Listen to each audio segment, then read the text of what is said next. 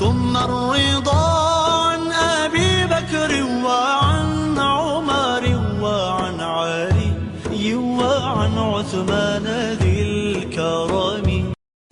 جو لوگ یہ باور کرانا چاہتے ہیں کہ معاذ اللہ ابو بکر عمر و عثمان رضوان اللہ تعالی علیہ مجمعین دین سے پھر گئے، مرتد ہو گئے، اور قرآن مجید کی آیت کہہ رہی ہے اگر جو مرتد ہوں گے آپ کے بعد ان کے خلاف تلواریں لے کر نکل کر اللہ کی رضا کے لیے، دین کی حفاظت کے لیے، دین کی قدریں بچانے کے لیے تلواریں لے کے نکلنے والے بھی ہوں گے.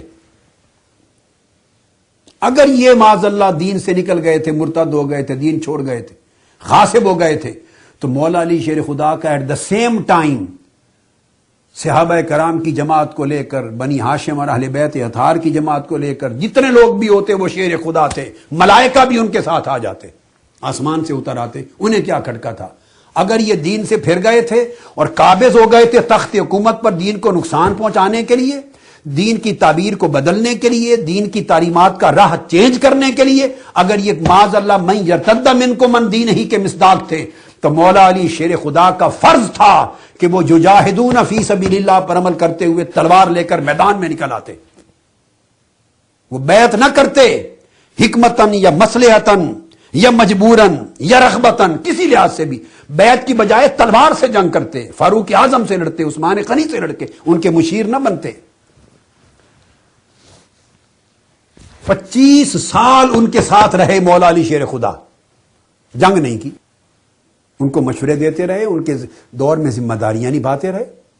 25 سال، 2.5 سال سیدنا صدیق اکبر کے، 10 سال سیدنا فاروق اعظم کے، 12.5 سال سیدنا عثمان غنی کے، 10 سال سیدنا فاروق اعظم کے، 22.5 سال، 2.5 سال سیدنا صدیق اکبر کے، 25 سال مولا علی شیر خدا.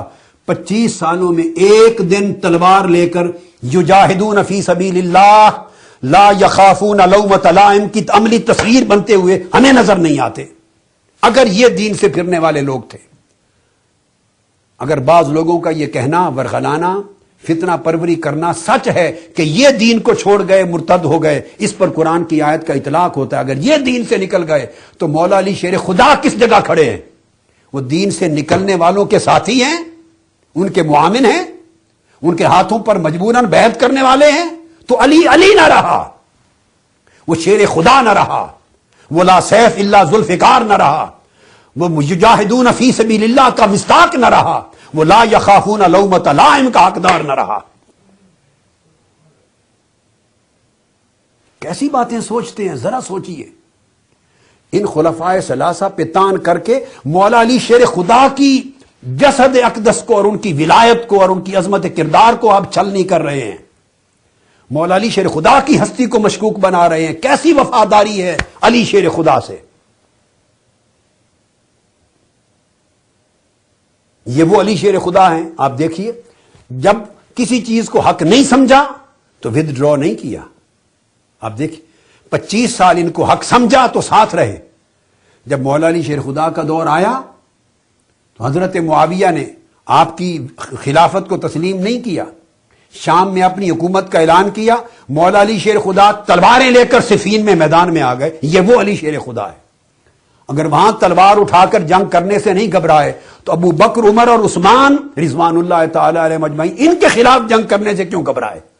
یا کیوں چپ رہے؟ یا کون سی مصلحت؟ اگر مصلحت ادھر تھی تو اس وقت کیوں نہیں تھی مصلحت؟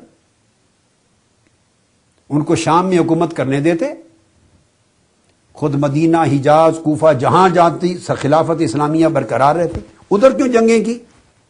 خوارج کے خلاف کیوں جنگیں کی؟ اس لیے کہ مولا علی شیر خدا کا منصب یہ تھا کہ حق کا احقاق کرنا ہے، باطل کے سامنے نہیں دبنا. تو جب مولا علی شیر خدا رضی اللہ تعالیٰ عنہ 25 سال ان کے خلاف تلوار نہیں اٹھاتے تو قرآن مجید کی اس آیت کریمہ کے تحت کیا یہ بات جائز بنتی ہے تصور کرنا کہ معاذ اللہ یہ ناحق تھے یا ظالم تھے یا غاصب تھے یا جابر تھے یا دین کے خلاف تھے یا دین سے نکل گئے تھے معاذ اللہ، یا منافق تھے یا مرتد ہو گئے تھے؟ استغفر اللہ العظیم. کیونکہ جتنے الزام لگائیں گے ہر الزام کا تیر ان سے ہوتا ہوا مولا علی شیر خدا کو جا کے لگے گا. یہ قرآن مجید کی آیت پر بات کر رہا ہوں. اور وجہ یہ ہے کہ مولا علی شیر خدا فرماتے ہیں کہ میں کسی طاقتور سے ڈرنے والا نہیں ہوں. نہج البلاغہ خطبہ نمبر 37 میں، نہج البلاغہ میں مولا علی شیر خدا رضی اللہ تعالیٰ عنہ نے فرمایا الذلیل عندی عزیز، کمزور میرے نزدیک طاقتور ہے، حتی اخذ الحق لہ، یہاں تک کہ میں اس کا حق چھین کر اس کو لوٹا نہ دوں. والقوی عندی ضعیف، اور طاقتور میرے نزدیک کمزور ہے، حتی اخذ الحق منہ، جب تک اس کا چھینا ہوا حق میں اس سے واپس نہ لے لوں، حقدار کو نہ دے دوں. یہ ہے مولا علی شیر خدا. فرماتے ہیں الذلیل عندی عزیز، کمزور سے کمزور شخص بھی میرے نزدیک طاقتور ہے، حتی اخذ الحق لہ، جب تک کہ اس کا حق اس کے لیے لے نہ لوں. والقوی عندی ضعیف، اور بڑے سے بڑا طاقتور قوت والا میرے نزدیک کمزور ہے، کیونکہ میں مولا علی شیر خدا ہوں، لا سیف الا ذوالفقار ہوں، کمزور ہے. حتی اخذ الحق منہ، حتیٰ کہ چھینا ہوا حق اس سے واپس چھین نہ لوں. جب مولا علی شیر خدا یہ اصول بیان کرتے ہیں تو پھر چھینا ہوا حق، مولا اگر یہ حق چھینا ہوا تھا تو مولا علی شیر خدا نے ان سے واپس چھینا کیوں نہیں؟ یہ پورا تذکرہ آگے آئے گا، میں ساری تفصیل دوں گا. فرماتے ہیں رضینا عن اللہ قضاءہ وسلمنا للہ امرہ. ابو بکر صدیق، فاروق اعظم اور علی شیر خدا اور عثمان غنی رضی اللہ تعالیٰ عنہ، یہ خطبہ آپ نے دیا ہے حضرت صدیق اکبر رضی اللہ تعالیٰ عنہ کے دست اقدس پر بیعت کرتے وقت. ان کی بیعت سے پہلے آپ سے پوچھا گیا، یعنی حوالہ ان کی بیعت کے وقت کا دیا جا رہا ہے، پوچھا آپ کے دور خلافت میں پوچھا گیا تھا آپ سے، جب آپ خلیفۃ المسلمین تھے اس وقت ان سے پوچھا گیا تھا. ریزن یہ تھی کہ آپ نے بیعت، کسی نے پوچھا آپ نے ان سے بیعت کیوں کی ابو بکر صدیق سے، ان کے دست اقدس پر؟ کیا آپ حق سمجھتے تھے یا غصب سمجھتے تھے؟ ان کی بیعت کرنا حق تھی یا غصب کی تھی انہوں نے خلافت؟ اپنے دور خلافت میں مولا علی شیر خدا فرما رہے ہیں سیدنا صدیق اکبر کی بیعت کیوں کی، اس سچویشن کو کوٹ کر رہے ہیں، بیان کر رہے ہیں. فرما رہے یہ نہ سمجھنا کہ انہوں نے چھین لی اور میں کمزور تھا اس وجہ سے چپ کر گیا اور بیعت کر لی. نہیں، علی ایسا نہیں ہے. فرمایا کمزور ہو تو میرے نزدیک کمزور طاقتور ہے، چونکہ میں اس کے ساتھ ہوں اس کا حق لے کے دینے کے لیے. اور کوئی بڑا سے بڑا طاقتور ہو، اس کے ساتھ فوجیں کیوں نہ ہوں، میرے نزدیک کمزور ہے، یہاں تک کہ چھینا ہوا حق اس سے واپس لے لوں. تو علی نہ کسی سے ڈرنے والا ہے نہ دبنے والا ہے. بیعت کیوں کی؟ رضینا عن اللہ قضاءہ وسلمنا للہ امرہ، میں راضی ہو گیا یہ جان کر کہ اللہ کا فیصلہ یہی ہے، اور اللہ کے امر کے سامنے میں نے سر تسلیم خم کر لی. وہ جو بیعت کی تھی اسے اللہ کا امر، اللہ کی قضا اور اللہ کی رضا سمجھ کے کی تھی. جو چیز سمجھنے والی وہ یہ کہ مولا علی شیر خدا ڈرنے والے نہیں، لا یخافون لومۃ لائم میں ہیں، یجاہدون فی سبیل اللہ میں ہیں. اور پھر جو ان کے ساتھ 25 سال رہے بیعت کرنے کے ساتھ ساتھ، تو سوال یہ ہے کہ اگر معاذ اللہ استغفر اللہ یہ خلفائے ثلاثہ دین کو چھوڑ گئے تھے تو پھر ان پر اطلاق ہوتا ہے من یرتد منکم عن دینہ، جو دین سے پھر گئے اس ٹکڑے آیت کا.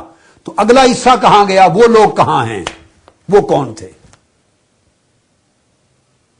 مولا علی شیر خدا اور ان کے حامیوں نے ان 3 خلفائے ثلاثہ کے خلاف تو جہاد کیا نہیں.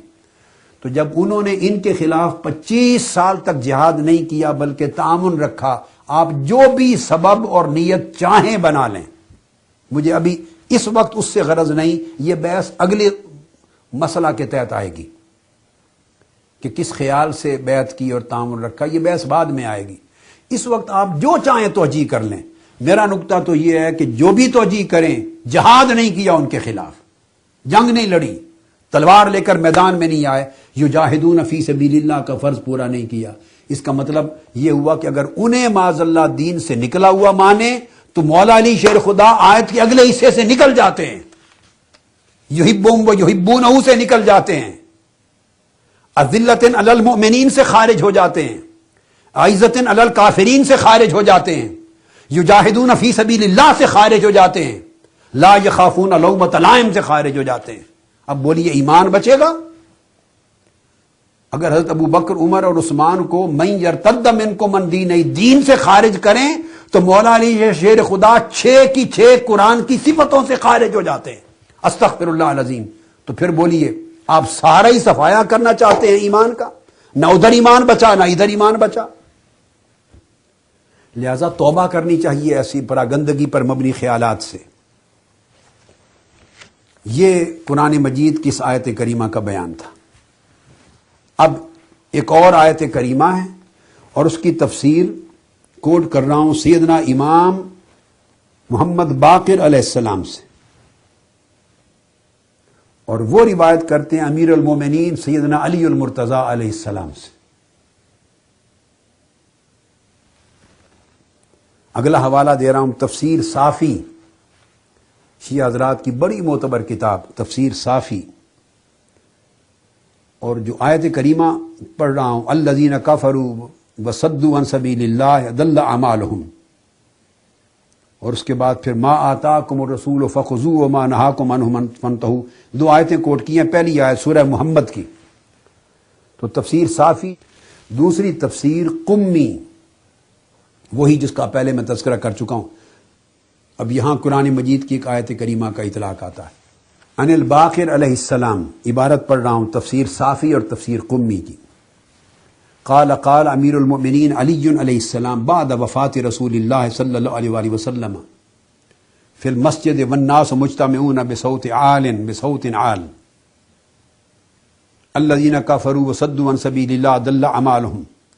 آقا علیہ السلام کے وصال کے بعد امام محمد باقر علیہ السلام فرماتے ہیں کہ مولا علی شیر خدا رضی اللہ تعالیٰ عنہ نے مسجد میں لوگ جمع تھے، بآواز بلندی آیت کریمہ پڑھی۔ جو لوگ کافر ہو گئے اور اللہ کے راہ سے روکا ان کے اعمال چلے گئے۔ ابن عباس رضی اللہ تعالیٰ عنہ نے پوچھا یا ابا الحسن لما قلت ما قلت، یہ جو کچھ آپ نے فرمایا کیوں فرمایا؟ قال قرأت شیئا من القرآن، میں نے قرآن مجید کی آیت کریمہ کی تلاوت کی۔ قال لقد قلتہ لامر، عبداللہ ابن عباس رضی اللہ تعالیٰ عنہ کہنے لگے یا مولا علی المرتضیٰ، آپ نے کسی وجہ سے یہ آیت پڑھی ہوگی، کس وجہ سے آیت پڑھی؟ قال نعم ان اللہ یقول فی کتابہ ما آتاکم الرسول فخذوہ وما نہاکم عنہ فانتہوا۔ ہاں اس لیے پڑھی ہے کہ اللہ پاک نے یہ فرمایا کہ جو کچھ رسول تمہیں دے اسے لے لو، اور جس شے سے رسول منع کرے اس سے رک جاؤ۔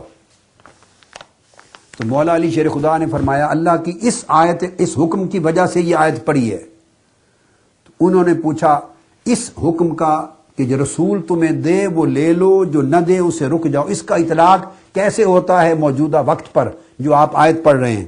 اس پر مولا علی شیر خدا نے فرمایا علی رسول اللہ صلی اللہ علیہ وآلہ وسلم انہ استخلف ابا بکر، کہ اس لیے کہ میں گواہی دیتا ہوں کہ رسول اللہ صلی اللہ علیہ وآلہ وسلم نے ابو بکر کو اپنا جانشین بنایا۔ تو فرمایا اس لیے آیت پڑھی چونکہ رسول اللہ نے حضرت ابو بکر کو اپنا جانشین بنایا۔ اللہ نے کہا جو حکم میرا رسول دے اسے قبول کرو، جس سے منع کرے رک جاؤ۔ تو چونکہ ابو بکر کی جانشینی امر مصطفیٰ سے ہے، تو جو لوگ آج ابو بکر کی جانشینی نہیں مانیں گے وہ لوگ اللہ کے بھی منکر ہیں، اس کے دین کے بھی، رسول کے امر کے بھی منکر ہیں۔